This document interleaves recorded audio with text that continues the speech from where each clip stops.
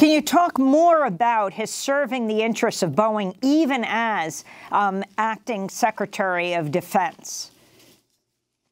Well, he was supposed to recuse himself from Boeing matters, but it's not possible to do that. Boeing gets $20 billion a year. They're the second biggest defense contractor.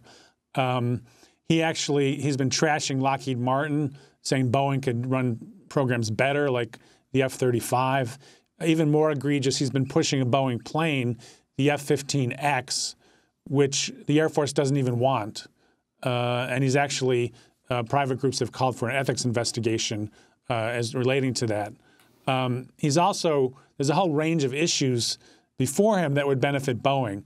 He's a big advocate of the Space Force. He's going to have to decide about U.S. role in Yemen, or at least weigh in. And Boeing sells combat aircraft, bombs, attack helicopters, maintains the planes being used by Saudi Arabia to do the bombing raids in the war. They're building a new ICBM, one of the competitors, to do that, a ballistic missile. And some critics have said this is the most dangerous weapon in the U.S. arsenal because it's on hair trigger alert. The president would have minutes to decide whether to use one of these things. He's likely to weigh in if this becomes an issue on behalf of ICBMs and Boeing's interests. There's also the KC-46, which is a tanker plane. It's been so screwed up that the Air Force has decided they're not even sure they're going to accept delivery yet. How's he going to weigh in on that?